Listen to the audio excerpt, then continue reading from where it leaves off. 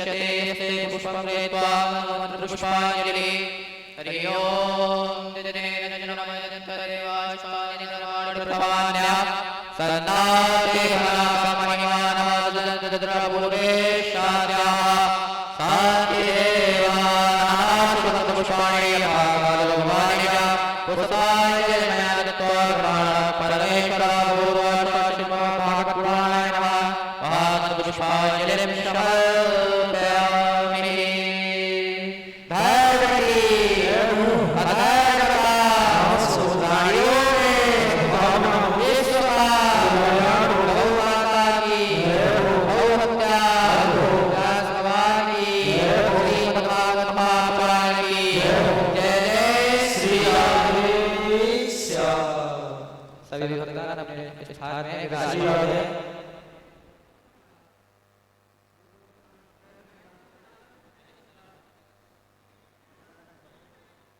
श्री राधे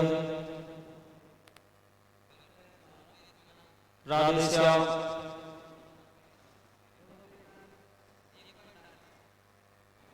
श्री राधे राधे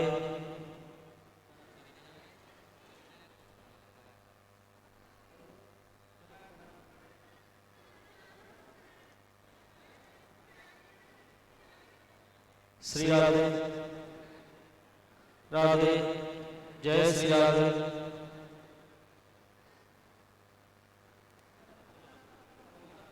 श्री राधे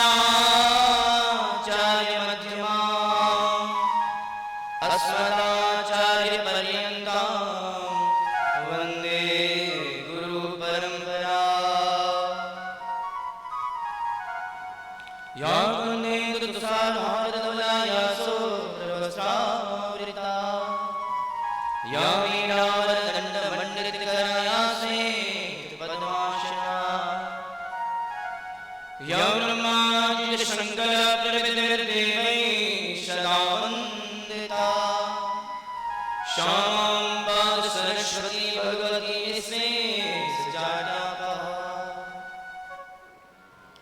सच्चिदानन्दरूपाय विश्वोत्पत्त्यादि हेतवे तापत्रयविनाशाय श्रीकृष्णाय वयं नमः।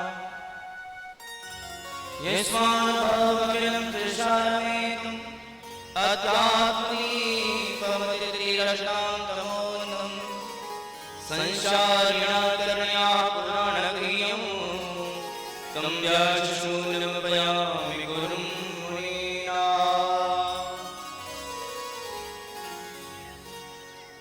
निगमकल्पतरोर्गलितं फलं शुकं कादमितद्रवशय्यकं पिबत भागवतं रसमालयं मौनौ रसिकाभिभावुकाः। गङ्गातरङ्गरमणीयजटाकलापं गौरीनिरन्तरविभूषितवाभागं नारायण प्रियमनोङ्गमदापहारं वाराणसीपुरपतिं विश्वनाथम्। अन्यनिरन्दनपवनश्रुतमहावीर हनुमान् श्रीमद्भागवत की कथा श्रवण करो प्रभु। जय जय श्री राधारमण जय जय नवल किशोर जय गोपी चितचोर प्रभु जय जय माखन चोर। बोलिए वृंदावन बिहारी लाल की जय हो, श्री राधेश्वर सरकार की जय हो, श्रीमद्भागवत महापुराण की जय हो, जय जय श्री राधे जय श्री राम, जय जय श्री राम। परम मंगलमय परात्पर अखिलेश्वर कारण करुणा बनाए भक्त वांछित कल्प तरु तड़ित विनिंदित पीतांबर धारी श्री राधा कृष्ण की वांगे प्रतिमूर्ति दिव्य श्रीमद् भागवत कथा का रसास्वादन करने के लिए पधारे हुए आप सभी श्रोता गणों के हृदय में विराजमान उस परम पिता परमात्मा के चरणों में कोटि कोटि प्रणाम। यहाँ के स्थान देवता, यहाँ के कुल के देवता, गांव के देवता, क्षेत्र के देवता, आप सभी के चरणों में कोटि कोटि प्रणाम। मंचस्थ विराजमान सभी विद्वज्जन आचार्यगण, श्री शास्त्री जी महाराज एवं मां सरस्वती के कृपा पात्र पुत्र श्री संगीतज्ञ साउंड वाले भैया एवं उपस्थित विराजमान भक्तिमती माताएं बहनें एवं भक्तानुरागी सज्जन भक्तवृंद बड़े बुजुर्ग एवं छोटे बड़े भाई बहन आप सभी को प्रेम भरा राधे राधे। श्री राम में सब जग जाने करम नाम जोड़। तो आइए ठाकुर जी की बड़ी ही हम सभी के ऊपर कृपा है जो किसी घोर कलयुग में हम श्री सत्संग श्रीमद् भागवत की कथा का रसपान कर पा रहे हैं। तो आइए भगवान से प्रार्थना करते हुए दिव्य संकीर्तन करते हुए भगवान की दिव्य श्रीमद् भागवत कथा में हम सभी प्रवेश करेंगे। बोलिए वृंदावन बिहारी लाल की जय हो। इतनी शक्ति हो मेरे लगाता मन का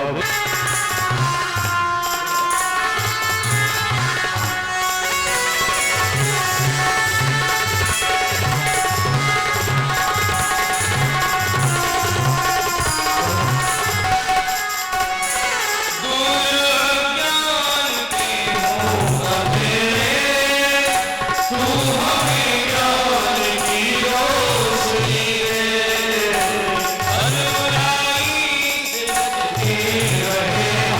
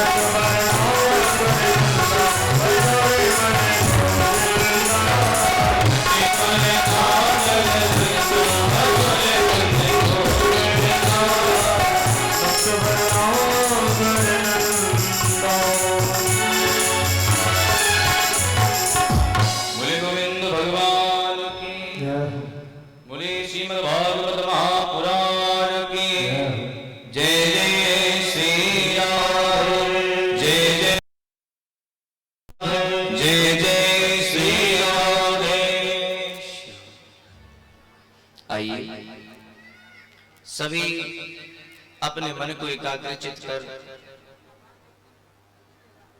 श्रीमद् भागवत महापुराण में उस भागवती गंगा गोता में लेकर के हम सभी चलेंगे।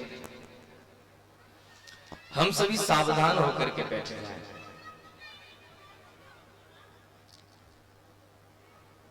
हम सभी का बड़ा ही परम सौभाग्य है जो कि आज हम सभी द्वितीय दिवस की कथा में प्रवेश कर रहे हैं। और कल की कथा हम सभी ने जहां पर विश्राम हुआ वहीं से हम कथा में प्रवेश करें। अगर हम किसी से जानना चाहें कि कल की कथा कहां विश्राम हुई तो कोई बता दे। कल की कथा सनकादिक ऋषियों ने नारद जी को श्रीमद् भागवत महापुराण की दिव्य संहिता प्रदान की, जिससे भक्ति ज्ञान और वैराग्य को प्रबलता प्राप्त हुई है, जर्जरता दूर हो गई है। भक्ति अपने दोनों पुत्रों को लेकर के भागवत के मध्य में प्रकट हो गई और झूम झूम करके नाच रही है। श्रीमद् भागवत महापुराण कथा श्रवण करने का अभिप्राय क्या है? सबसे बड़ा जो लाभ है मेरी नजर में तो केवल यही है कि अगर कोई भक्ति ज्ञान और वैराग्य को अगर प्राप्त करना चाहे तो भागवत कथा को श्रवण करे, तभी उसे तीनों की प्राप्ति हो सकती है। अब बहुत से लोग सोचें कि हमारे जीवन में भक्ति तो है लेकिन ज्ञान और वैराग्य नहीं है, तो समझ लीजिए आपका कल्याण नहीं होने वाला। क्यों?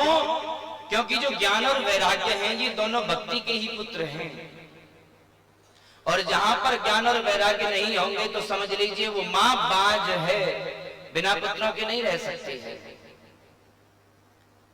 तो भक्ति जहां है वहां पर ज्ञान वैराग्य भी होंगे, तभी हम सबका कल्याण हो सकता है।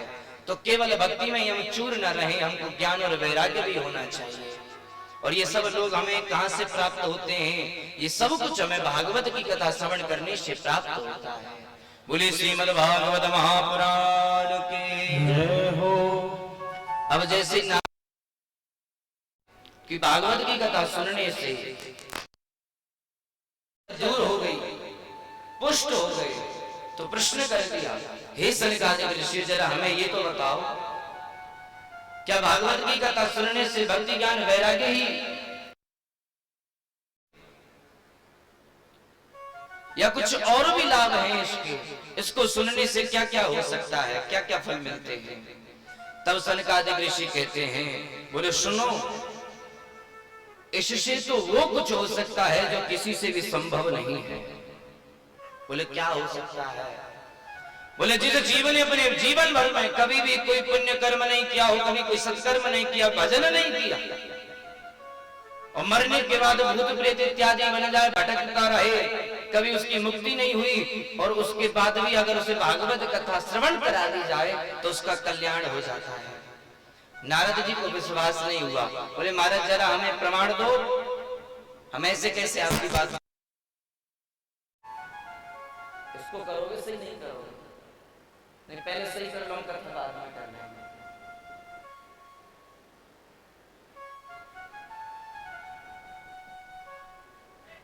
बोले गोविंद भगवान की जय हो। अब तो महाराज सनकादिक ऋषि कहते हैं, हे देवर्षि नारद, अगर आपको विश्वास नहीं है तो ध्यान से श्रवण करो। एक बहुत ही सुंदर इतिहास की कथा है। बोले क्या? बोले सुनो। तीयकृते कीर्तयिष्याम इतिहासं पुरातनम् यस्य श्रवणमात्रेण पापहानि प्रजायते। बोले ध्यान से सुनना। बोले तुंगभद्रा नदी के किनारे एक छोटा सा गांव है, छोटा सा गांव, और उस गांव में एक पंडित जी रहते हैं, जिन पंडित जी का नाम है आत्मदेव। बड़े ही विद्वान हैं, बड़े ही शीलवान हैं, बड़े ही सरल स्वभाव के हैं। इनके मुख पर इतना तेज छलकता है मानो जैसे कोई दूसरे सूर्यदेव प्रकट हो गए हैं। हर एक प्रकार के इनके घर में संपन्नता है। लेकिन इनकी जो पत्नी है ठीक इनके स्वभाव के व्यवहार के विपरीत है। उनका नाम है धुंधुली देवी। महाराज झूठ पर झूठ, झूठ पर झूठ बोलती रहती हैं।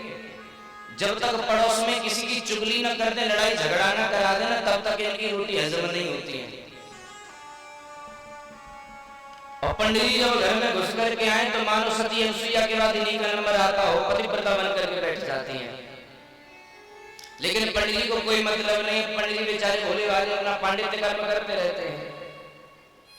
लेकिन इनके घर में हर एक वस्तु की संपन्नता है, लेकिन कमी है तो केवल एक चीज। बोले क्या? बोले इनके कोई संतान नहीं है। समय समय पर ये दुखी हो जाया करते, लेकिन आज उन्होंने मन में ही विचार बना लिया। बोले मेरे कोई संतान नहीं है, और संतानहीन का तो मुख देखना भी अपराध लगता है। लोग अब सगुन मानते हैं। आज सब कुछ छोड़ करके जंगल में चले गए और जाकर के सर पकड़ करके रुदन करने लगे, रो रहे हैं। वहीं से जंगल के मार्ग से महात्मा जी निकल करके जा रहे थे। महात्मा जी ने देखा, अरे ये देखने में तो कोई ब्राह्मण लगता है, रुदन कर रहा है, कहीं भगवान के लिए तो नहीं रो रहा। चलो जाकर के मैं देखी तो सही क्यों रुदन कर रहा है। पास में गए हैं, सब कुछ पूछ लिया कि कथम रोदश विप्रत्वम काति चिंता बलीयसी वदतं सत्वरं मह्यं स्वस्य दोषस्य कारणम्। हे ब्राह्मण देवता, कथम रोदसी, तुम क्यों रुदन कर रहे हो? काति चिंता बलीयसी, कौन सी चिंता तुम्हें सता रही है? वदतं सत्वरं मह्यं, मुझसे तुम अपने दुख का कारण कहोगे विस्तार से। आज ब्राह्मण देवता ने कहा, एक संत सहानुभूति दिखा रहे हैं तो सब कुछ बता दिया। बोले महाराज मैं इसलिए रुदन कर रहा हूं क्योंकि मैं विचार करता हूं न जाने मेरे कौन से जन्म के पाप उदय हो गए हैं। बोले क्या हुआ? बोले अपने घर में मैं कोई तुलसी का गरबा लगाता हूं, हमेशा सुख रहता है। घर में गाय पाले रखी है, हमेशा बांझ रहती है, कभी बछड़ा बछिया नहीं दी है। एक वृक्ष लगाया है, कभी उसके ऊपर फल नहीं लगे। देवताओं को जब जल देता हूं तो ऐसा लगता है मानो देवताओं की पूर्वजों की आंखों में से आंसू निकल रहे हैं। बोले क्यों? क्योंकि महाराज मेरे बाद मेरे वंश में उनको कोई जल देने वाला नहीं है, मैं संतानहीन हूं। महात्मा जी ने विचार किया। बोले देखो मैं तो विचार कर रहा था ये भगवान के लिए रो रहा होगा, लेकिन ये तो संतान के लिए रो रहा है तो ब्राह्मण, लेकिन मैं तो एक संत हूं, और संत का काम है कि कल्याण करना, भटके हुए जीव को कल्याण का मार्ग दिखाना, वही संत होता है। तो उन्होंने कहा बोले संसार में तो ये भटक रहा है, कुछ उपदेश दो, काम कर जाए। समझाने लगे, अरे ब्राह्मण देवता तुम तो बड़े ज्ञानी नजर आते हो, क्यों तुम संसार में भटक रहे हो, किस माया में पड़ने के चक्कर में हो? मुंचा ज्ञानम प्रजारूपम बलिष्ठा कर्मणो गति। अरे मुझे ये बताओ, तुम जैसे संतान के लिए रुदन कर रही हो, कोई कोई गारंटी है क्या वो तुम्हें संतान की प्राप्ति हो जाए, तुम प्रसन्न हो जाओ, सुख सुविधाओं से तुम संपन्न हो जाओ? कोई गारंटी नहीं है। अरे कोई गारंटी थोड़ी है बोले जन्म होने के बाद वो तुम्हारा पुत्र 100 साल तक ही जिएगा, कुछ नहीं पता जन्म हो और मृत्यु को प्राप्त हो जाए। अरे महाराज सगर हुए, सगर के कोई पुत्र नहीं, बड़े बड़े यज्ञ के 60,000 पुत्र हुए, किसी काम का कोई पुत्र नहीं रहा। कपिल भगवान का नादर कर दिया, सब के सब भस्मीभूत हो गए, राख के ढेर बन गए, पीड़ियां लगी उनको मुक्त कराने के लिए। धर्मात्मा अंग का नाम सुना होगा, कोई संतान नहीं थी, बड़े बड़े यज्ञ किए, संतान हुई, नास्तिक वेद, और ऐसी संतान हो गई कि पिता को घर छोड़ करके भागना पड़ा। तो कोई गारंटी थोड़ी है कि तुम्हारी संतान तुम्हें सुख देगी, कोई गारंटी नहीं है। बार बार महात्मा जी समझा रहे हैं, लेकिन पंडित जी की समझ में एक भी बात नहीं आई। वो तो उल्टा तर्क करने लगे, बोले हाँ हम जानते तुम तो महात्मा जी हो, बाबा बैरागी, और बाबा बैरागी संतान का सुख क्या जानते हैं? अरे जब छोटे छोटे बच्चे तोतली तोतली भाषा में मम्मी पापा कह करके पुकारते तो बड़ा अच्छा लगता है। महात्मा जी तो बार बार समझा रही है, लेकिन पंडित जी समझने का नाम नहीं ले रहे। आत्मदेव फिर ध्वन कर रहे हैं, बार बार रो रहे हैं। महात्मा जी ने विचार करके देखा, बोले सुनो मैं ज्योतिष जानता हूँ और तुम्हारी मस्तक की रेखाओं को मैं पढ़ लेता हूँ। महात्मा जी ने उनकी मस्तक की रेखाओं को पढ़ लिया और कह दिया, बोले पंडित जी तुम एक जन्म के लिए रो रहे हो, सुनो सप्त जन्मावधि तव पुत्रो नहीं बच, एक जन्म की तो तुम बात ही छोड़ दो, तुम्हारे को 7 जन्म तक कोई संतान का योग नहीं है। अब तो महाराज पंडित जी दौड़े दौड़े गए और एक वृक्ष के नीचे पत्थर पड़ा हुआ था, पत्थर पर सर पटकने लगे। महात्मा जी हाथ जोड़े, बोले क्या कर रहे हो? बोले आत्महत्या। बोले क्यों करना चाहते हो? बोले महाराज मेरा तो दुख एक जन्म का था, लेकिन तुमने उसे 7 गुना कर दिया, अब तो तुम ही मुझे संतान का आशीर्वाद दो, और नहीं तो मैं अभी आत्महत्या कर लूंगा, ब्रह्म हत्या का पाप तुम्हें लगेगा। महात्मा जी तो घबरा गए, विचार करने लगे, बढ़िया अपने रास्ते से जा रहे थे, इसके चक्कर में पड़ गए, ब्रह्म हत्या मोल लेनी पड़ेगी। बार बार समझाया, भैया विधि के विधान को तो कोई नहीं बदल सकता। आत्मदेव कहते नहीं नहीं, संतों के विचार पर तो भगवान को भी विचार करना पड़ता है। जब महात्मा जी को लगा ये नहीं मानेगा, तो अपने पास में से एक फल निकाल करके उसके हाथ में दे दिया, बोले ये लो और जाकर के अपनी पत्नी को तुम खिला देना।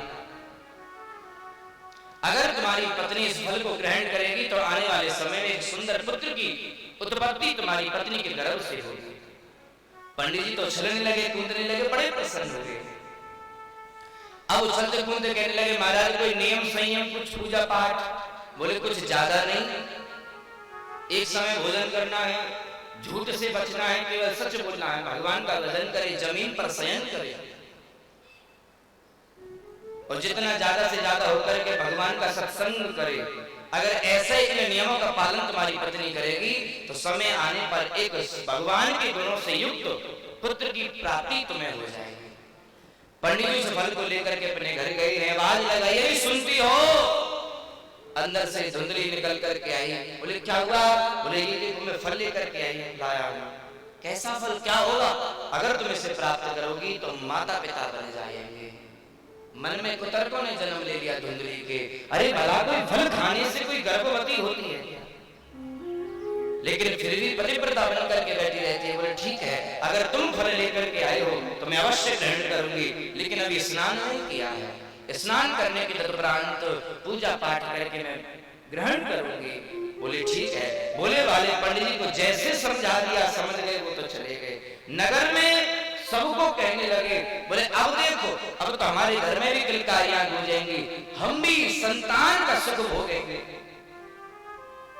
अब फल तो लाकर के अपनी पत्नी को दे दिया, लेकिन जो धुंधली है कुतर्कों ने जन्म ले लिया। उस फल को लेकर के बैठे गई, खाऊं कि ना खाऊं। एक सहेली पड़ोसन इसके घर में आई, बहन क्या सोच रही है? धुंधली कहती है, क्या बताऊं, तुम्हारे पंडित जी एक फल लेकर के आए हैं और कह रहे हैं कि इस फल को तुम खा लोगी तो तुम गर्भवती हो जाओगे, पुत्र की प्राप्ति होगी। सहेली समझाने लगी, अरे संत का आशीर्वाद है, इस फल को तुम्हें ग्रहण कर लेना चाहिए। अब धुंधली कहने लगी, बहन एक बात बताओ, मैंने तो सुना है कि जब गर्भवती हो जाते तो दौड़ नहीं पाते।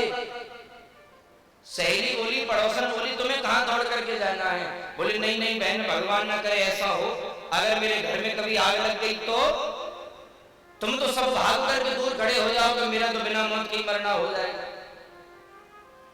सहेली पड़ोसन ने फिर से समझाया, ऐसा कुछ भी नहीं होगा। फिर धुंधली कहती है, मैंने सुना है कि जब गर्भवती स्त्रियां हो जाएं तो वो कमजोर हो जाती हैं, ज्यादा काम काज नहीं कर पाती हैं। पड़ोसन कहती है, तुझे ज्यादा काम कौन सा करना है? अपनी नंद को बुला लेना, वही आकर के तेरे घर का काम कर दिया करेगी। नेक बधाई लेने तो वो वैसे भी आती है। अच्छा नंद को बुलाऊं? नंद को तो बिल्कुल भी ना बुलाऊं। क्यों? बोले वो तो महाचोटी है, कुछ दिन के लिए आके कुछ ना कुछ चुरा करके ले जाती है, और इतने दिन के लिए बुलाऊंगी तो पूरा घर का सुपड़ा साफ हो जाएगा। मैं ना बुलाऊं? पड़ोसन ने समझाया, अरे कोई आया रख लेना, कोई बाई रख लेना। बोले हाँ ये कर सकती है। एक और कुतर्क ने जन्म ले लिया। अरे बहन, मैंने तो सुना है कि जो सुखदेव जी जब जन्म लेकर के आए तो अपनी माँ के गर्भ में 12 वर्ष तक रहे थे। बोले बहन तूने सुना तो बिल्कुल ठीक है, तो बहन एक बात बता, अगर मेरा पुत्र मेरे गर्भ में 2-4 साल ही रह गया तो मेरा तो बिना मौत के मरना हो जाएगा। कुतर्क पर कुतर्क वो करने लगी। पड़ोसन उसे समझा करके चली गई। अरे बहन, ये संत का आशीर्वाद कभी निष्फल नहीं होता है। अगर तुम्हारी श्रद्धा भक्ति है तो पुत्र की प्राप्ति अवश्य है। लेकिन वो धुंधली अपने कुतर्कों से विचार करती रही, लेकिन फल को ग्रहण नहीं किया। कुछ समय पश्चात उसकी बहन का आगमन उसके घर में हुआ। सब कुछ अपनी बहन को बता दिया। बहन तो ये चाहती थी कि मेरे घर में इतने सारे पुत्र हैं, लेकिन मेरे घर में धन नहीं है, लेकिन धुंधली के घर में बहुत सारा धन है, लेकिन वहां पर कोई पुत्र नहीं है। ये चाहती थी कि आने वाले समय में कोई पुत्र इसको गोद दे दूंगी तो इसकी सारी संपत्ति धन मेरा हो जाएगा। धुंधली की बहन कहती है, बहन सुन, इस फल के चक्कर में मत पड़ना, बाबा बैरागियों के चक्कर में मत पड़ना, न जाने कैसे कैसे पाखंडी घूमते रहते हैं। अगर तुझे फल का प्रभाव देखना है तो तेरे घर में जो गाय बंधी हुई है उस गाय को ये फल खिला दे। और रही तेरे पुत्र की बात, तेरे वंश की बात, तो देख मैं गर्भवती हूं, समय आने पर जो भी पुत्र होगा मैं तुझे ला करके दे दूंगी, और थोड़ा सा मुझे तू धन दे देना, मैं अपने पति का मुंह बंद कर दूंगी। वही हुआ। वो धुंधली अपनी बहन की बातों में तो आ गई और उधर पर कपड़े बांधने लगी, नाटक करने लगी। उस फल को लेकर ले जाकर के गाय को खिला दिया। समय आया कि इस धुंधली के बहन के गर्भ से पुत्र की प्राप्ति हुई। रात्रि में लाकर के उसने धुंधली के हाथों में उस पुत्र को दे दिया। सुबह होते ही उसने ले जाकर के पंडित जी की गोद में दे दिया। बोले ये लो, हमारे घर में पुत्र का जन्म हुआ है। बेचारे बोले वाले पंडित जी बड़े प्रसन्न हुए, मिठाइयां बांटने लगे, मोदक बांटने लगे, बड़े प्रसन्न हो रहे हैं, बधाइयां दिखा रहे हैं। समय आया जिस गाय को धुंधली ने वो फल खिला दिया था, ठीक 3 महीने बाद उस गाय के गर्भ से भी एक बच्चे का जन्म हुआ है। अब तुम्हारा जैसे ही नगरवासियों ने, क्षेत्रवासियों ने ये सब कुछ देखा तो विचार करने लगे। सच कहते हैं भगवान देता है तो छप्पड़ फाड़ करके देता है। अभी तक तो पंडित जी के घर में एक भी संतान नहीं थी, और अब हुई तो 2-2, वो भी गाय के पेट से भी बच्चे का जन्म हुआ है। बड़े प्रसन्न हुए हैं, नामकरण संस्कार हुए।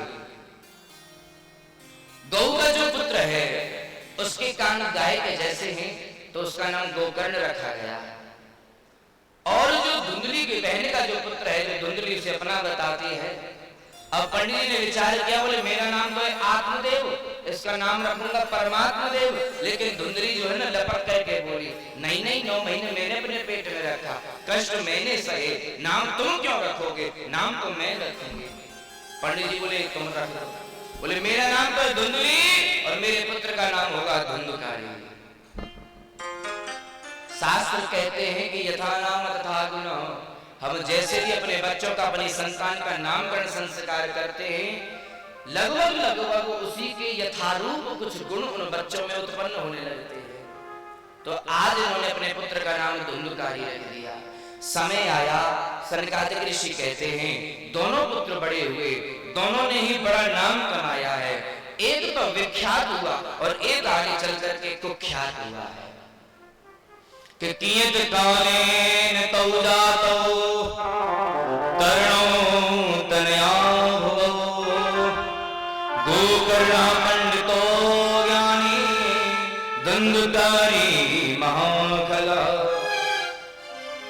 बोले गोकर्ण पंडित हो क्या है? जो गोकर्ण जी महाराज आगे चल करके प्रकांड पंडित बने हैं। आप सभी लोग समझने का प्रयास करें, पंडित किसी वर्ण का नाम नहीं, पंडित किसी जाति का नाम नहीं है। पंडित एक संबोधन है जो कि किसी भी विद्वान के लिए प्रयोग किया जाता है। जाति और वर्ण तो केवल एक ब्राह्मण होता है। पंडित कहते कैसे है? पंडित तो कोई ब्राह्मण भी हो सकता है, क्षत्रिय भी हो सकता है, वैश्य भी हो सकता है। पंडित उसे कहते हैं, बोले सत असत विवेचनी सा बुद्धि पंडा सा अस्य संजाता स पंडितः।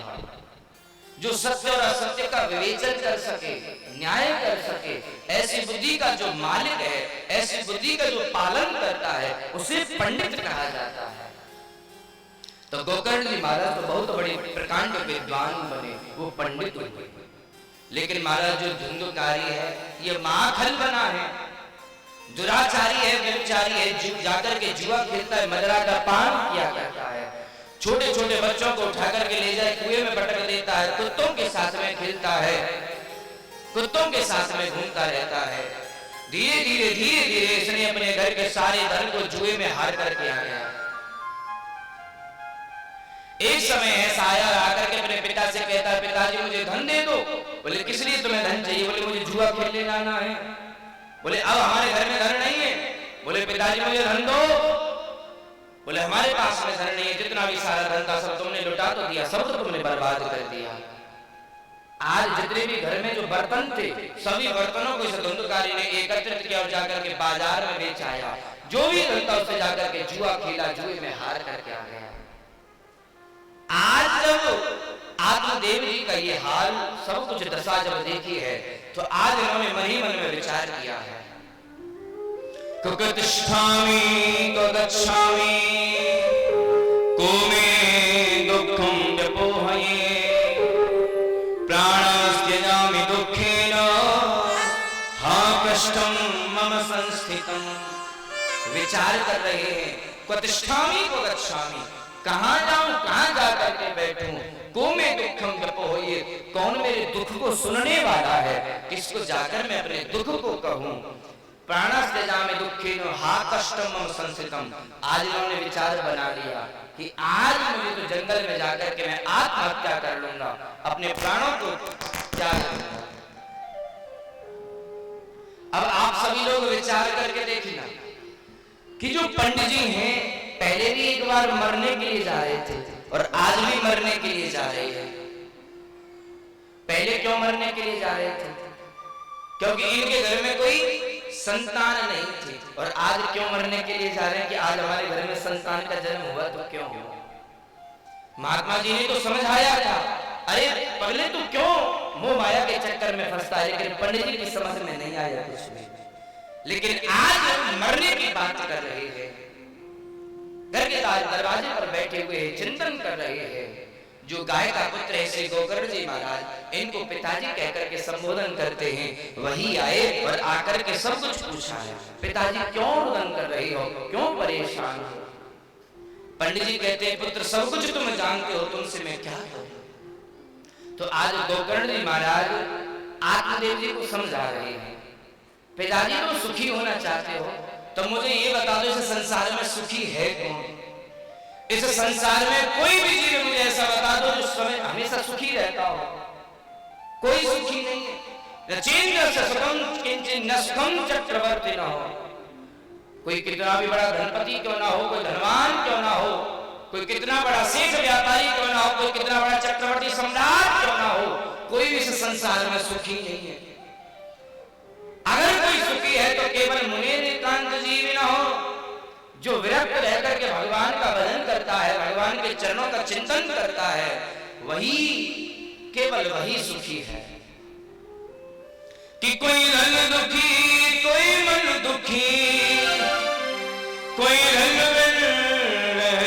उदास, थोड़े थोड़े सब दुखी, सुखी राम के दास। किसी के पास में तो धन नहीं है, इस वजह से वो दुखी है, और किसी के पास में बहुत सारा धन है, वो इसी वजह से दुखी है। कोई धन दुखी, कोई मन दुखी, कोई धन बिन कोई अपने शरीर से दुखी है, कोई अपनी संतान से दुखी है, कोई अपने घर परिवार से दुखी है, और महाराज कोई और बात रखो, कोई दूसरे के सुख से ही दुखी है, अपने दुख से दुख नहीं, बोले दूसरे के सुख से दुखी है। ऐसे भी लोग आज समाज में मिलते हैं महाराज। लेकिन सुखी तो केवल वही है जो भगवान के चरणों का चिंतन करता है, भगवान का भजन करता रहे, वही सुखी है। आज डॉक्टर महाराज अपने पिताजी को समझा रहे हैं। पिताजी को बात बताई, ये जो शरीर है ये एक धर्मशाला है। बोले कैसी धर्मशाला? बोले क्षितिज पावक गगन समीरा पंच रचितिया अरम शरीर। हम सभी जानते हैं इस शरीर को निर्माण करने वाले केवल 5 तत्व हैं। कौन कौन से? बोले क्षितिज जल पावक गगन समीरा। लेकिन फिर भी इस शरीर को हम अपना मान करके बैठ गए, बोले ये शरीर हमारा है। मान करके चलो तुम कहीं किसी होटल में गए, किसी धर्मशाला में गए, और कुछ दिन के लिए तुमने उस धर्मशाला को किराए पर ले लिया। मान करके चलो कि 10 दिन के लिए, और जैसे ही तुम्हारे 10 दिन पूरे हो जाएंगे तो तुम्हें क्या करना होगा? या तो तुम खुद ब खुद उस धर्मशाला को छोड़ करके चले जाओगे, अगर तुम नहीं गए तो वो धर्मशाला का जो मालिक है वो तुम्हें धक्के दे करके भगा देगा। ठीक उसी प्रकार जितना समय, जितनी आयु, जितने वर्षों के लिए शरीर हमें किराए पर मिला है, उतने ही दिन तक ये जीवात्मा इस शरीर में वास किया करता है। उसके बाद इस शरीर को छोड़ करके जीवात्मा किसी नए घर में प्रवेश कर लेता है। अस्तिष्वम स्नायुबद्धम मांस शोणित लेपितम चर्मावनंदम दुर्गंधम पात्रम मूत्रपुरीशयोः। आप लोग विचार करके देखें ना, जो घर में भोजन बनता है, जो खाना बनता है, वो कितने दिन तक चल जाता है? सुबह को खाना बने शाम तक खराब हो जाता है। घर में फ्रीज भी हो तो कल सुबह तक चल जाएगा, कल शाम तक चल जाएगा, उससे ज्यादा वो खाना, वो भोजन नहीं चल सकता है। तो एक बात आप लोग विचार करके देखिए, जिस खाने से, जिस भोजन से ये शरीर बना हुआ है, तो ये कहां से स्वच्छ हो सकता है? जब शरीर उस भोजन में से बदबू आने लगती है, खराब होने के बाद, सड़ने के बाद, तो ये शरीर हमारा पवित्र कैसे हो सकता है? हमारे संत कहते हैं, बोले अस्थिस्तंभम स्नायुबद्धम, जो हमारी जो हड्डियां हैं ना, वो ईंटों का काम कर रही हैं। स्नायुबद्धम, जो हमारी नसें हैं, उनके द्वारा उन हड्डियों को बांध दिया गया है। हमारे शरीर की काया खड़ी हो गई है। मांस शोणित लेपितम, मांस का इसके ऊपर लेपन किया गया है, और ये सुंदर काया बनकर के तैयार हो गई। हमारे शास्त्र तो इसको केवल और केवल एक गंदगी का पात्र बताते हैं, पात्र मूत्रपुरीशयोः, जिस शरीर के ऊपर हम इतना अभिमान किया करते हैं। आत्मदेव जी कहते हैं, पिताजी इस शरीर की माया को त्याग दो, मोह को त्याग दो, और जंगल में जाकर के भगवान का तुम भजन करो और तुम्हारा कल्याण हो जाएगा। बार बार समझा रही है, ये जीवन तो एक रेल की भांति है। रेल का सफर किन किन लोगों ने किया, जरा बताना। रेल का सफर किन किन लोगों ने किया है? कुछ ही लोगों ने किया है ना? अच्छा, बस का सफर तो सब लोगों ने किया होगा। परीक्षित जी, जैसे हम ट्रेन का सफर करते हैं, रेलगाड़ी का सफर करते हैं, जैसे बस का सफर करते हैं, तो जीवन भी केवल उसी की भांति है। हम लोग क्या करते हैं? बोले सबसे पहले हमें रिजर्वेशन कराना पड़ता है, अपनी सीट हम बुक कर लेते हैं।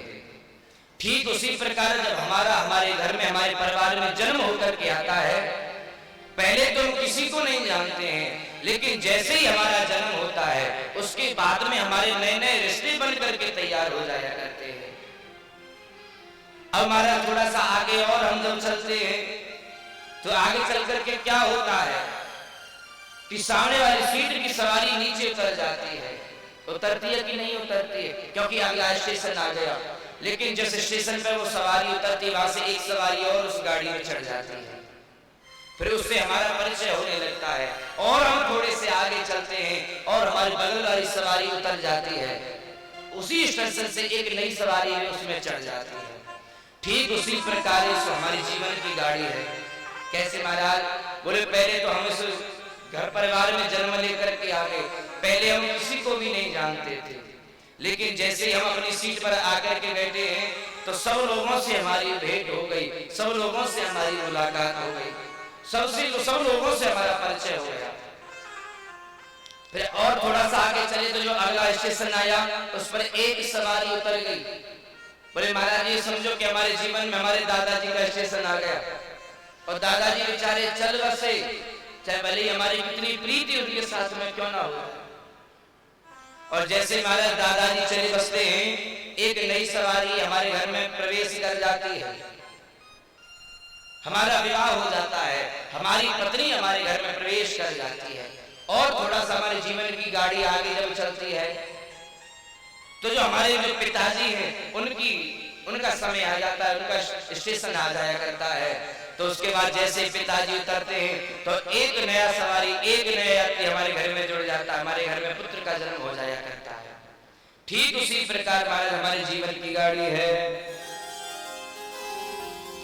जीवन तो भैया एक रेल है, जीवन तो भैया एक रेल है। पहले तो बीच में जगह छोड़ दो, है ना, बीच में जगह छोड़ दो आने जाने वालों के लिए। और जो लोग अपने घुटनों पर हाथ रख करके बैठे हुए हैं ना, ऐसे नहीं बैठना चाहिए, क्योंकि इसे हम कहते हैं दरिद्रासन। कभी भी दरिद्रासन से कथा सत्संग पूजा में नहीं बैठना चाहिए, सुखासन से हमें बैठ करके रहना चाहिए। और सभी कथा में ध्यान दें, बातचीत ज्यादा न करें। जीवन तो भैया एक रेल है, कभी बेसियर कभी रेल है। जीवन तो भैया एक रेल है, कभी पैसेंजर कभी मेल है। जीवन तो भैया एक रेल है, कभी पैसेंजर कभी मेल है।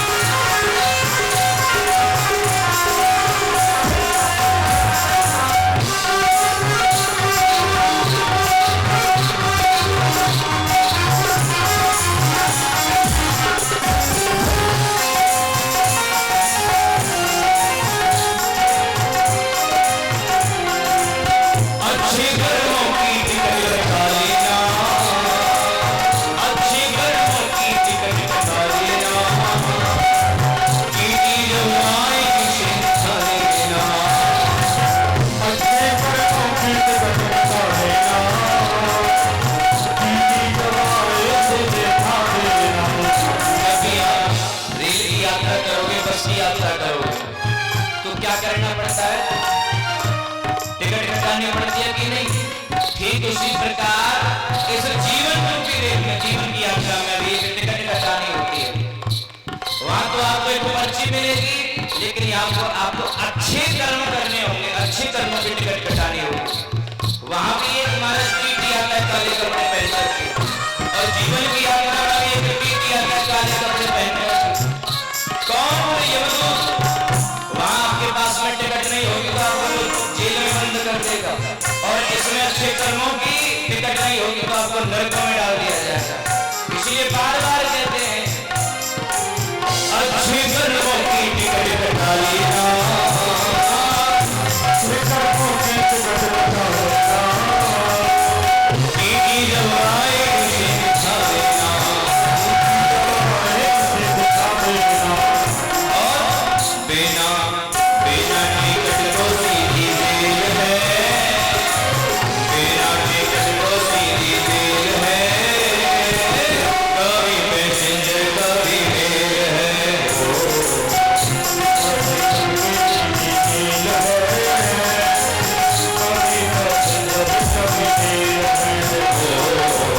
जीवन को भी आए जो रेल है, कभी पैसेंजर कभी रेल है।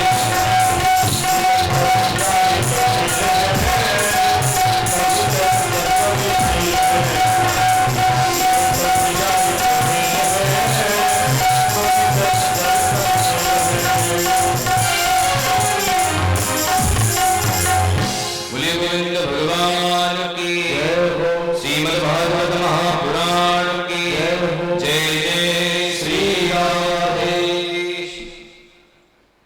श्री गोकर्ण जी महाराज आत्मदेव पंडित जी को बार बार समझा रहे हैं, पिताजी अगर जीवन में तुम सुखी होना चाहते हो तो भगवान के चरणों के आश्रित तुम हो जाओ, भगवान की शरणागति को तुम ग्रहण कर लीजिए, स्वीकार कर लीजिए, तुम सुखी हो जाओगे और तुम्हारा कल्याण हो जाएगा। आज 60 वर्ष की अवस्था आत्मदेव पंडित जी की है, 60 वर्ष की अवस्था, और आज इनकी समझ में एक एक बात गोकर्ण जी के द्वारा कही गई समझ में आ रही है, और आज इन्होंने उस विरक्ति को स्वीकार कर लिया है, और अंत में जाकर के जंगल में चले गए और भागवत जी के 10वें स्कंद का पाठ करते हुए भगवत धाम के अधिकारी ये हो गए। अब तुम्हारे पिताजी जब जंगल को चले गए, अब घर में कौन? बोले घर में तो केवल धुंधली रह गई, लेकिन ये जो धुंधकारी है, अब इसने विचार किया, बोले पिताजी तो जंगल में चले गए, सब कुछ छोड़ करके चले गए, तो जितना भी सारा धन होगा सब माँ को दे करके गए होंगे। और आज रात्रि में आकर के माँ से आकर के कहता है, माँ मुझे वो धन निकाल करके दो जो तुम्हें पिताजी दे करके गए हैं। धुंधली कहती है, कौन सा धन? कोई धन नहीं है घर में, सब कुछ तो तूने लुटा दिया, सब कुछ तू जुए में हराया। बोले नहीं नहीं, पिताजी घर छोड़ करके गए हैं, तुम्हें धन दे करके गए होंगे। बार बार धुंधली मना कर रही है। धुंधकारी कहता है, माँ अगर तुमने मुझे सुबह तक वो धन नहीं दिया तो ध्यान रखना, मैं तुम्हारी जलती हुई लकड़ी से खबर लूंगा, तुम्हारी पिटाई करूंगा। इतना सब कुछ कह करके वो धुंधकारी घर से बाहर चला गया। आज रात्रि भर वो चिंतन करती रही, मनन करती रही। आज वो धुंधली बार बार विचार कर रही है, जिस पुत्र को मैंने अच्छे संस्कार नहीं दिए, कभी कथा भागवत में सत्संग में नहीं लेकर के गई, जिसको मैंने ही अपने हाथों से बिगाड़ दिया, मैंने ही बिगाड़ दिया, मैं ही उसे धन दिया करती थी, अकेला पुत्र है, इसी का सब कुछ है, थोड़ा बहुत खेलेगा तो क्या हो जाएगा। लेकिन आज उसे पछतावा हो रहा है, पश्चाताप कर रही है कि आज वही पुत्र मुझे मारने की पीटने की बात करता है, वही कहता है कि मैं तुम्हें जलती हुई लकड़ी से तुम्हारी मैं खबर लूंगा। अरे अपने पुत्रों के हाथ से पिटने से तो अच्छा है कहीं जाकर के कूद करके आत्महत्या कर लो। वही धुंधली रात्रि में गई, जंगल के बीचों बीच एक अंधकूप में जाकर के कूद करके आत्महत्या कर ली। अंधकूप किसे कहते? बोले अंधकूप कहते जंगल के बीच में बीचों बीच कुआं हो और महाराज वहां कोई आता जाता ना, उसे कहते अंधकूप। जाकर के धुंधली ने आत्महत्या कर ली। गोकर्ण जी ने विचार किया, बोले पिताजी तो जंगल को चले गए, माता जी ने कूद करके मर गई, अब तो सीधा हमारा ही नंबर। तो बोले भैया इससे तो अच्छा है अपने झोले झंगड़े उठाए, अपना थैला उठाया और तीर्थों की यात्रा पर निकल गए। आज धुंधकारी को मौका मिल गया, 5 वैश्याओं को बाजार से खरीद लाया, घर में ला करके रखने लगा। वैश्याएं तो धन की भूखी हुआ करती हैं, कितना भी धन उन्हें दे दो उनका पेट नहीं भरता है। एक बार वही धुंधकारी किसी राजा के यहाँ से धन चुरा करके लाया, बहुत सारा धन। वैश्याओं ने देखा इतना सारा धन, आए दिन ये धन चुरा करके लाता रहता है, एक न एक दिन ये अवश्य पकड़ा जाएगा, इसे बंदी गृह में डाल दिया जाएगा, हम भी बंदी गृह में डाल दिए जाएंगे, तो क्यों ना इसका काम तमाम कर दिया जाए। रात्रि को वो धुंधकारी घर में आया, इन 5 वैश्याओं ने उसको मदिरा पिलाई है, होश में न रहा तो इसको चारपाई पर इनके दोनों हाथ पैरों को बांध दिया और इसके गले को दबाने लगी, गला घोटने लगी। कहते हैं जो लोग अपराध करते हैं ना उनकी सहजता से मृत्यु प्राप्त नहीं होती, भयंकर कष्टों से मौत की प्राप्ति होती है। छटपटा रहा है, तड़प रहा है, लेकिन मर नहीं रहा। सब की सब वैसे अंगुष्ठियां विचार करने लगी, अगर ये बच गया फिर ये हमें नहीं छोड़ेगा। एक दौड़ी गई और चूल्हे में से धधकते हुए अंगारे निकाल करके लाई है और ला करके उसका मुख खोल करके वो धधकते हुए अंगारे, वही अग्नि के अंगारे उसके मुख को खोल करके ठूस दिए हैं और आज इसका काम तमाम हो गया है और आज उसको मृत्यु के घाट उतार दिया। वहीं पर एक गड्ढा खोद करके वही जमीन में गाड़ दिया। किसी ने पूछा धुंधकारी कहाँ गए, तो बोले धन कमाने के चक्कर में कहीं विदेश गए हैं और सब 5 धन को लेकर के भाग गए। शास्त्र कहते हैं जो स्त्री केवल धन को चाहने वाली हो, धन प्रिया हो, उनके ऊपर कभी भी हमें विश्वास नहीं करना चाहिए। वो धन के लोभ में लालच में आकर के सब कुछ कर सकती है। आज शंकराचार्य ऋषि कहते हैं, हे नारद जी, ये जो कथा है ये कथा किसी और की नहीं है, ये सारी की सारी कथाएं हम सब जीवात्माओं की, हम सब मानवों की है, केवल और केवल समझ का फर्क है। बोले तुंगभद्रा नदी के किनारे एक छोटा सा गांव है जिसमें एक पंडित जी रहते हैं जिनका नाम है आत्मदेव। ठीक उसी प्रकार तुंगभद्रा किसे कहते हैं? बोले तुंगभद्रा उसे कहते हैं जो अपना श्रेष्ठ कल्याण चाहता हो। तो वो तुंगभद्रा कौन? बोले हम सब लोग, हम सभी जीवात्मा अपना कल्याण ही तो चाहते हैं। तुंगभद्रा नदी के किनारे एक छोटा सा गांव है और उसमें एक पंडित जी रहते हैं जिनका नाम है आत्मदेव। और वही छोटा सा गांव हमारा शरीर है और उस शरीर में भी एक जीवात्मा रहता है जिसका नाम है आत्मदेव। ये जीवात्मा जैसे ही संसार में जन्म लेकर के आता है तो माया से एकदम लिप्त हो जाता है, माया से ग्रसित हो जाया करता है। हम लोग जब संसार में फंस जाते हैं तो हमारे भी जीवन में न जाने कितने संत महात्मा आते हैं जो बार बार हमें समझाते हैं। बोले भैया इस संसार के चक्कर में मत पड़ो, इस मोह माया के चक्कर में मत फंसो, तुम्हारा कल्याण नहीं होगा। हम लोग कथाएं सुनने जाते हैं, सत्संग सुनने जाते हैं, तो जब व्यास जी पूछते हैं क्यों कथा समझ में आ रही है, तो सर हिला हिला करके कहते हैं हाँ समझ में आ रही है। करते कि नहीं कहते? और लेकिन जैसे ही घर में जाते हैं इधर से सुना और इधर से हमने निकाल दिया।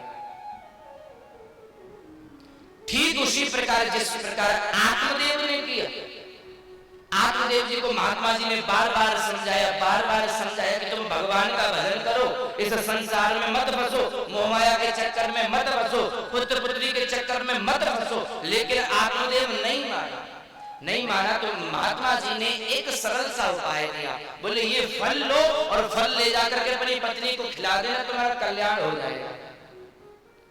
तो संत भी हमें अच्छी अच्छी बातें सुनाते हैं, बोले तुम इसे अपने जीवन में उतारना। जिस प्रकार महात्मा जी ने वो फल दिया, संत महात्मा भी हमें अच्छी अच्छी बातें देते हैं, जीवन जीने के सूत्र देते हैं। लेकिन जिस प्रकार आत्मदेव ने वो फल ले जाकर के अपनी पत्नी के हाथ में दे दिया, सबसे बड़ा अपराध, सबसे बड़ी गलती तो केवल यही हो गई। महात्मा जी ने क्या कहा था? बोले इस फल को ले जाकर के अपनी पत्नी को खिला देना। और पंडित जी ने आकर के कहा हे देवी तुम इसको खा लेना। सबसे बड़ा अपराध यही बन गया, खा लेना और खिला देना। अगर पंडित जी महात्मा जी की बात मान लेते और कहते नहीं देवी तुम हमारी आंखों के सामने तुम इसको खाओ, क्योंकि महात्मा जी ने कहा कि तुम्हें खिला देना, तुम्हें खिला करके ही जाऊंगा। अगर वो धुंधली से फल को ग्रहण कर लेती तो इनके गर्भ से गोकर्ण जी का जन्म होता, धुंधकारी तो पैदा ही नहीं होता, इसका तो नामो निशान नहीं होता। लेकिन नई बात मानी, वो धुंधली कौन है? वो धुंधली कोई और नहीं, ये धुंधली हमारी कुतर्क रूपी बुद्धि है। हम संतों के पास में बैठते हैं, हमने गुरु भी बना लिए, गुरु हमारी इतनी अच्छी अच्छी बातें सुनाते हैं, कथाओं में हम जाते हैं, सत्संग हम वेद पुराण भी पढ़ते हैं, सब कुछ पढ़ते तो हैं, लेकिन वो किसी काम का नहीं है जब तक तुम उसे अपने जीवन में नहीं उतारोगे। किस बात का वो सत्संग, किस बात की वो कथाएं और किस बात की वो संतों की चर्चा, अगर तुम्हारा जीवन में बदलाव नहीं आया तो अरे जब तक उन बातों को, सत्संग को अपने जीवन में नहीं उतार लोगे तब तक कल्याण होने वाला नहीं है। चाहे कितने भी जीवन भर भजन करते रहो, सत्संग सुनते रहो, कभी भी मान नहीं आए। हम लोग भी वही करते हैं, कथा तो सुनते हैं, सब हिला हिला करके हाँ करते, समझ में आ रही है, लेकिन जैसे ही घर को गए कुतर्क जन्म ले लेते, बुद्धि उन सत्संगों को काट देते हैं।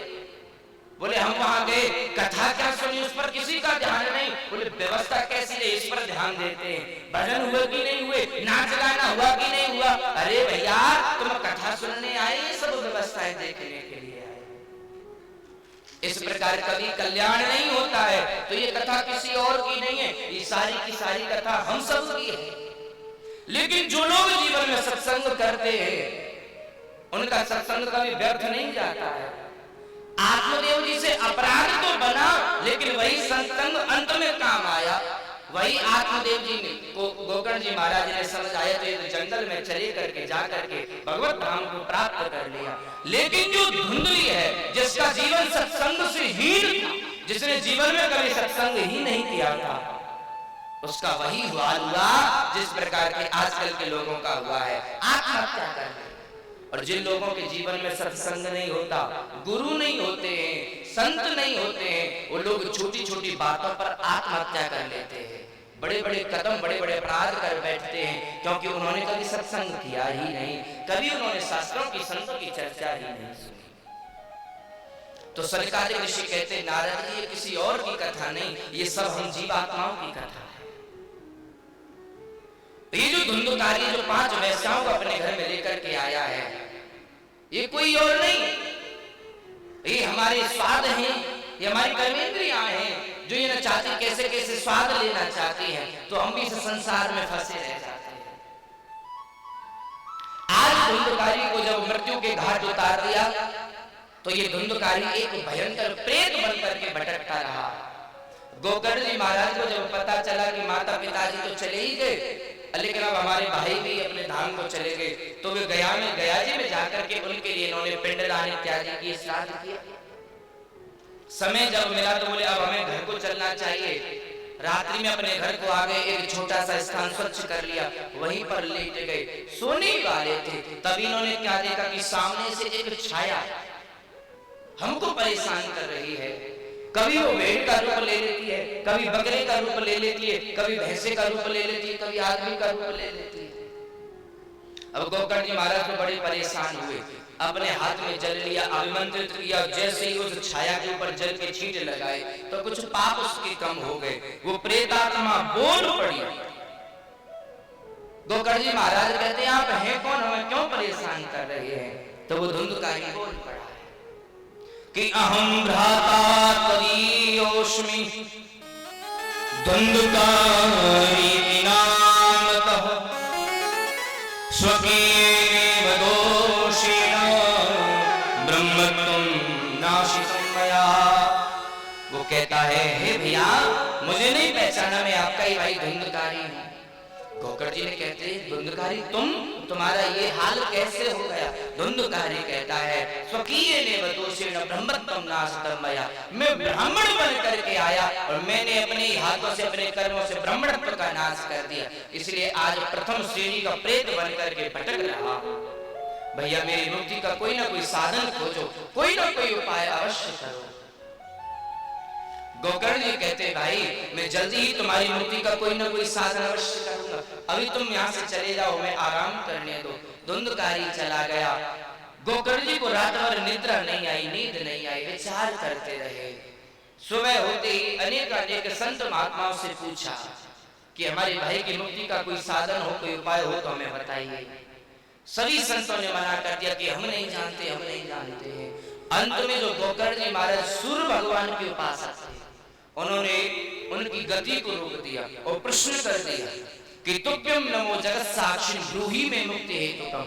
हे सूर्यदेव आप ही बताइए मेरे भाई की मुक्ति का साधन क्या है।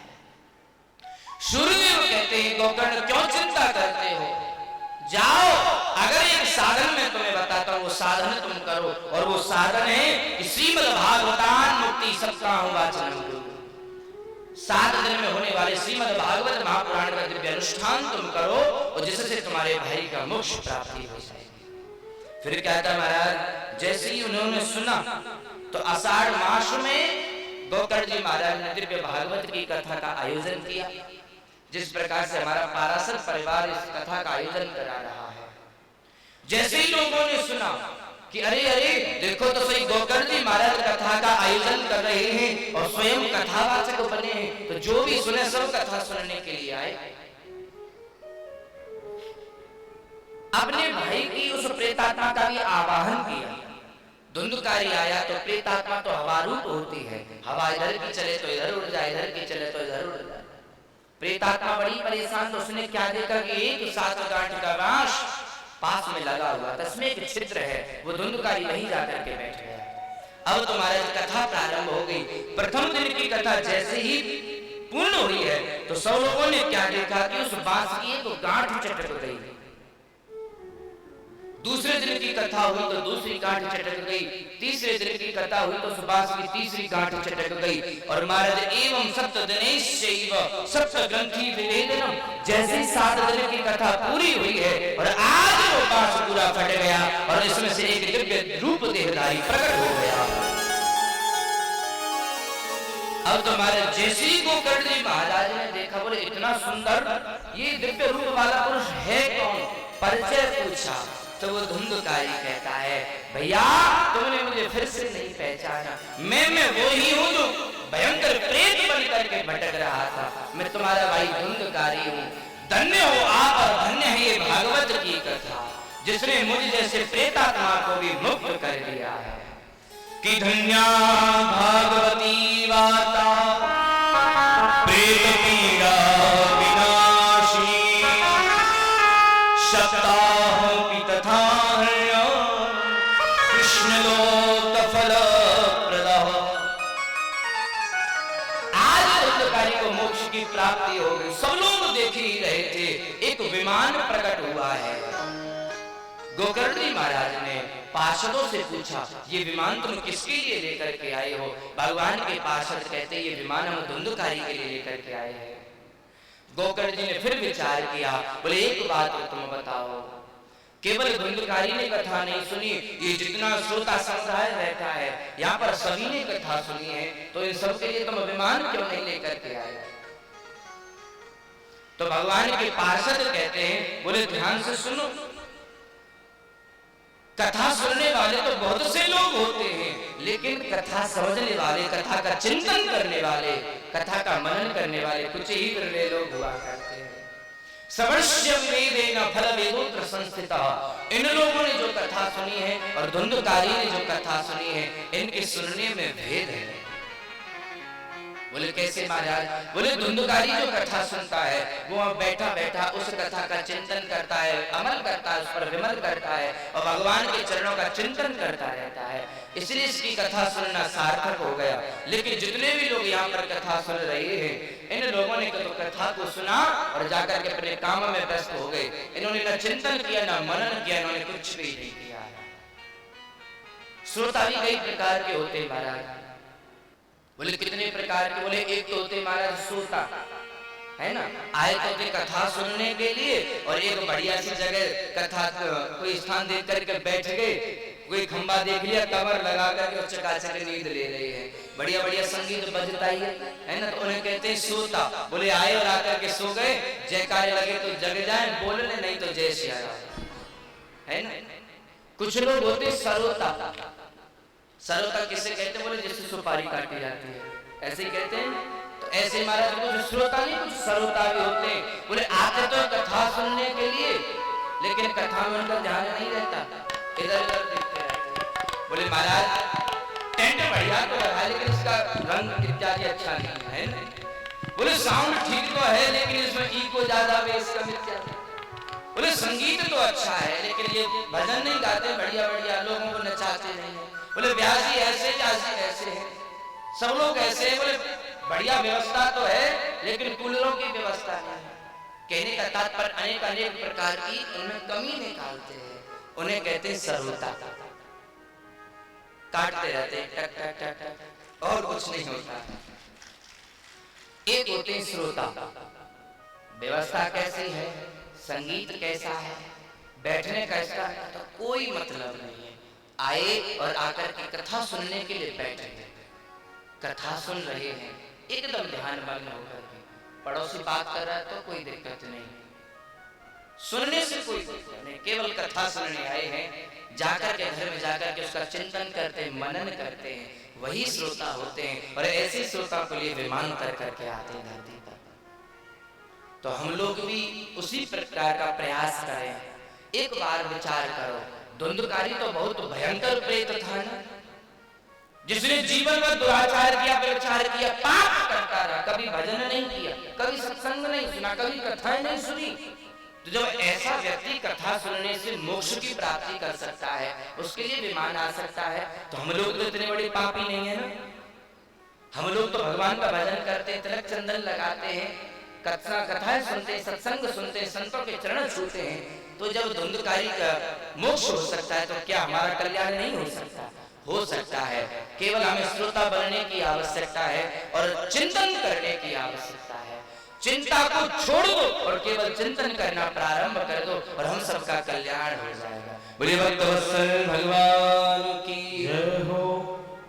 गोकर्ण जी ने विचार किया, जितने भी श्रोता बैठे थे सब उदास हो गए। बोले केवल धुंधकारी के लिए विमान आया, हम सब के लिए विमान नहीं आया। गोकर्ण जी ने कहा चिंता मत करो, फिर से कथा होगी। पुनः कथा प्रारंभ की और अब की बात तो जितने भी श्रोता थे सभी ध्यान मग्न होकर के कथा को सुना करते थे। और आज जैसे 7 दिन की कथा समाप्त हुई है, संत कहते हैं जितने मानव थे उतने विमान नहीं आए, जितने की गोकर्णी महाराज के गांव में जितने भी जीव जंतु पशु पक्षी जितने भी थे उन सब के लिए अलग अलग विमान आए हैं। और सभी जिस प्रकार राम जी के साथ में सब अयोध्यावासी साकेत धाम हो गए और आज गोकर्ण जी के साथ में सब लोग गोलोक धाम हो गए। बोले श्रीमद् भागवत महापुराण की जय हो। आगे चल करके नारद जी ने कथा के कुछ नियम पूछे हैं। बोले महाराज कोई कथा कराए तो क्या कैसे व्यवस्था होनी चाहिए? नारद जी के पूछने पर सनकादिक ऋषि कहते हैं, बोले विवाहे यादृशम व्यक्तम तादृशम परिकल्पये। जिस प्रकार से कोई अपनी पुत्री का विवाह करता है तो बढ़ चढ़ करके खर्चा करता है, जितनी उसकी सक्षमता होती है, ठीक उसी प्रकार जितनी उसकी सामर्थ्य हो उसके हिसाब से खूब धूमधाम के साथ में कथा का आयोजन कराना चाहिए। फिर आगे बात कही, बोले मुहूर्त क्या होनी चाहिए? तो सनकादिक ऋषि कहते हैं अगर तुम किसी कामना के साथ में भागवत का आयोजन कराते हो तो किसी अच्छे ज्योतिषी से सलाह लेनी चाहिए, मुहूर्त देखना चाहिए। अगर निष्काम भाव से तुम कथा करा रही हो तो जब मन करे तब कथा प्रारंभ करा दो, क्योंकि भगवान का भजन करने का कोई मुहूर्त नहीं होता है। फिर पूछा, बोले महाराज कथावाचक कैसा होना चाहिए? ये भी बताया कि विरक्तो वैष्णवो विप्रो वेद शास्त्र विशुद्धि के दृष्टांत कुशलो धीरो वक्ता कार्यो ते निष्प्रशः।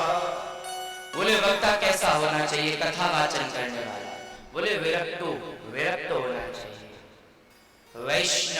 वैष्णव होना चाहिए, गुरु से दीक्षा लेने वाला होना चाहिए, गुरुकुल का विद्यार्थी होना चाहिए जिसने शास्त्रों का और वेदों का पुराणों का अध्ययन किया हो, और विप्रो ब्राह्मण होना चाहिए। ध्यान देने की बात है, विरक्त वैष्णव और उसके साथ साथ केवल ब्राह्मण होना चाहिए। और वेद शास्त्र विशुद्धि के और वेद और शास्त्रों में निष्णात होना चाहिए, पारंगत होना चाहिए। और दृष्टांत कुशलो धीरो, और कैसा होना चाहिए? बोले कथा के प्रसंग को दृष्टांत देकर के समझाने में जो कुशल हो ऐसा वक्ता होना चाहिए। और केवल महाराज ऐसा भी वक्ता ना हो जो कथा तो सुनाए भागवत की और दृष्टांत केवल सास बहू की देने लग जाए, चुटकुलों के देने लग जाए। बोले नहीं, अभी तो दृष्टांत का कुशलो दिलो। बोले वेद पुराण में इसलिए निष्णात होना चाहिए, पारंगत होना चाहिए कि अगर वो दृष्टांत भी दे तो वेद और शास्त्रों के दे। वक्ता कार्य दृष्ट, ये वक्ता के लक्षण होते हैं जो व्यासपीठ पर बैठाने के लायक होता है। आजकल हम लोग देख रहे हैं कि धीरे धीरे हम लोग अपनी संस्कृति को खो रहे हैं। कारण क्या है? बोले उस समय हम सब लोगों का दोष है। हमारा मन जिसको करता है उसी को हम व्यास मंच पर बैठा देते हैं। कोई जबरदस्ती आकर के तो बैठेगा नहीं, हम सब लोग बैठा देते हैं। एक सबसे बड़ा जो अपराध है केवल वो है कि हम कन्याओं को, कुछ स्त्रियों को व्यास मंच पर बैठा देते हैं और उनके मुख से कथा सुनने के लालायित रहते हैं। तो जीवन में ध्यान रखो, कभी भी अगर हम लोग इस एक स्त्री को मंच पर बैठा करके उससे मुख से कथा सुनते हैं तो शास्त्रों में लिखा हुआ है, कोई प्रमाण मांगे तुम प्रमाण भी दे देंगे, उसे घोर नरक भोगने पड़ते हैं। जितने शब्द उसके मुख से सुनेगा उतने हजारों वर्षों तक वो घोर नरकों का भोग भोगेगा। अब कुछ लोग विचार करते हैं तो क्यों स्त्रियों के मुख से कथा नहीं सुननी चाहिए, कन्या के मुख से कथा नहीं सुन सकते? बोले सुन सकते हो, लेकिन जरूरी नहीं है कि तुम व्यास मंच पर ही बैठाओ। हम जानते हैं सबसे पहले गुरु एक माँ ही होती है, कि जननी होती है। जननी एक देवी होती है, चंडी होती है, दुर्गा होती है। लेकिन जो जहाँ पर हमारी संस्कृति ने जो नियम बताए हैं, जो हमारे जो शास्त्रों का नियम है, हमें शास्त्रों के नियमों पर ही चलना चाहिए जिससे हमारा कल्याण हो जाए। अपनी मनमानी करने पर अगर हम उतर आए तो हमारा कभी भी कल्याण नहीं होने वाला है। एक बात और, बोले आजकल हर एक वर्ण का प्राणी व्यास मंच पर बैठ रहा है, चाहे वो ब्राह्मण हो, चाहे वो क्षत्रिय हो, चाहे वो वैश्य हो, चाहे शूद्र हो। तो ये गलत है।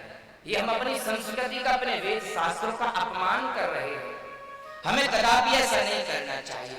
चार वर्ण होते, ब्राह्मण, क्षत्रिय, वैश्य और शूद्र। चारों वर्णों के अलग अलग कर्म बताए गए हैं। ब्राह्मण क्षत्रिय का कर्म करे, ब्राह्मण वैश्य का कर्म करे, ब्राह्मण शूद्र का कर्म करे तो उसे शोभा नहीं देता।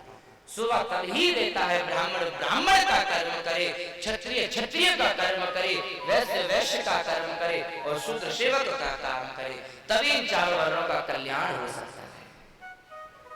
अनेक अनेक प्रकार के नियम बताए हैं। और आगे चल करके सनकादिक ऋषियों ने कहा, बोले महाराज अंत में भगवान का कीर्तन करना चाहिए। जैसे कीर्तन की बात आई तो नारद जी खड़े हो गए, और जैसे कीर्तन की बात आई तो सब के सब देवगण वहां पर प्रकट हो गए और भगवान का दिव्य कीर्तन कर रहे हैं। बोले गोविंद भगवान की जय हो। आइए हम भी बढ़िया सुंदर सा भजन। और जो आलसी लोग बैठे हो ना, सब लोग आप बड़े अच्छे भक्त हैं, लेकिन क्या करें आलस आ ही जाता है, बैठे बैठे कथा सुनो। अच्छा, जब भी हम भगवान की कथाएं सुनते हैं तो आलस आना बहुत साधारण सी बात है, क्योंकि महाराज नींद तब आती है जब सोने की अच्छी व्यवस्था हो, है ना। कांटों के सैया पर किसी को नींद नहीं आती, और जब अच्छा सत्संग चले, अच्छी कथाएं चले, भगवान की जहाँ पर चर्चा हो वहां पर आलस न आए तो आलस आएगा। लेकिन जो लोग भगवान का नाम का चिंतन करते हैं, मीठी मीठी तालियां बजाते हैं और मुख से जयकारे लगाते हैं, उनको कभी आलस नहीं आता है। बोले भक्तवत्सल भगवान की। बिगड़ी मेरी कहाँ बिगड़ी मेरी, बिगड़ी मेरी श्याम बिगड़ी मेरी, हो मेरे श्याम सुनाने सरकार बना दो। बिगड़ी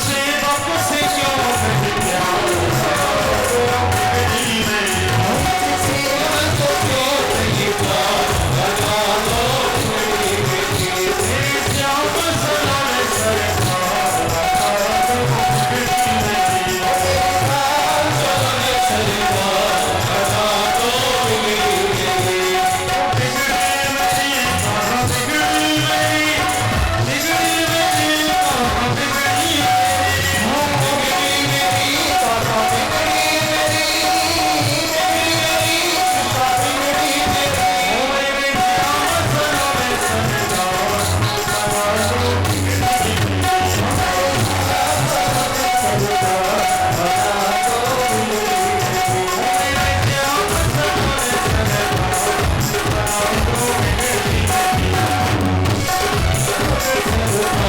लगा लो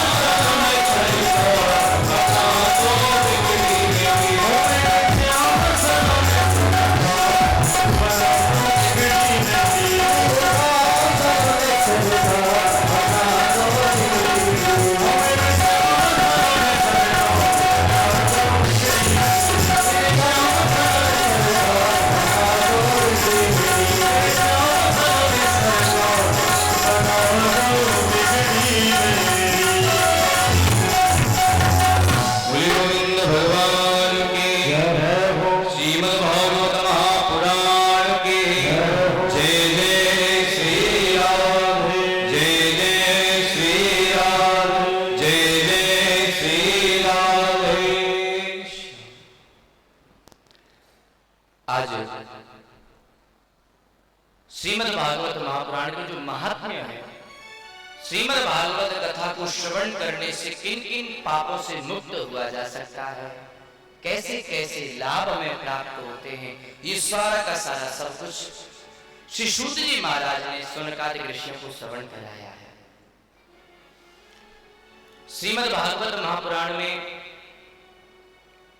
12 स्कंध, 335 अध्याय और 18,000 श्लोक हैं। कितने स्कंद हैं? अब यही गलती मत करो, है ना? जब कुछ बात बताएं तो ध्यान से सुना करो। कितने स्कंद हैं भागवत में? 12। हाँ जी परीक्षित जी, कितने? 12। अध्याय कितने हैं? 335। और श्लोक कितने हैं? 18,000। अब हमारा कथा तो आए तुम भागवत की सुनने। अब कोई पूछ रहे बोले कौन सी कथा सुन रहे? बोले भागवत की। तो बोले जरा बताओ श्लोक कितने? और नहीं पता हो तो ये कह दो व्यास जी ने नहीं बताए, है ना? अब रिकॉर्ड हो रही है कथा में, तो कह देंगे हमने बताए थे साहब। तो जीवन में जो भी काम करो उसके बारे में जानकारी हमें होनी चाहिए। ये भागवत है क्या, किसने भागवत को रचा, किसने सबसे पहले भागवत को सुनाया, और इस भागवत को सुनने से कैसे कैसे लाभ प्राप्त होते हैं। जब तक किसी के प्रति जानकारी न हो जाए तो प्रीति नहीं होती है। तो श्रीमद् भागवत महापुराण के प्रथम स्कंद के प्रथम अध्याय में श्री वेद व्यास जी महाराज ने 3 मंगलाचरण किए हैं। और मंगलाचरण इसलिए किए जाते हैं कि जो भी हम कोई काम कर रहे हैं, जो कथा सुन रहे हैं, सत्संग सुन रहे हैं, इसमें कोई विघ्न बाधा नहीं आए। तो 3 मंगलाचरण हैं और तीनों ही मंगलाचरणों का अलग अलग अर्थ श्री वेद व्यास जी महाराज ने विस्तार से हमें बताया है। तो हम समझेंगे तीनों मंगलाचरण क्या कहते हैं। तो बड़ी ध्यान से हमें इनको श्रवण करें। कि जन्माद्यशयतोऽन्वयादितरतश् चार्थेष्वेकस्वरात् तेने ब्रह्महृदाय आदिकवये मुह्यन्ति यस्सूरयः तेजो वारिमृतां यथा विनिमयो यत्र त्रिसर्गो मृषा धाम्ना स्वेन सदा निरस्तकुहकं सत्यं परं धीमहि। पहला जो मंगलाचरण है इस मंगलाचरण में श्री वेद व्यास जी महाराज क्या समझाना हमें चाहते हैं? बोले जन्माद्य से यतोन्वयादि तरतस्, जिस परब्रह्म ने, जिस परमात्मा ने सारी सृष्टि की रचना की है, हम सभी को जन्म दिया है, रचना करने के बाद वही पालन करते हैं और समय आने पर जो संहार कर दिया करते हैं। अर्थीश्वरा, और वो परब्रह्म परमात्मा है कैसे? बोले अर्थीश्वरा, विराट स्वरूप है और अपने आप में स्वतंत्र है, वही सबके ऊपर ऑर्डर चलाने वाले हैं, उन्हें किसी की अनुमति लेने की कोई आवश्यकता नहीं होती है, ऐसे वो परब्रह्म है। और कैसे? बोले तेरे ब्रह्म हृदय आदि कवि वही असुर, बड़े बड़े देवता जिनकी माया को समझ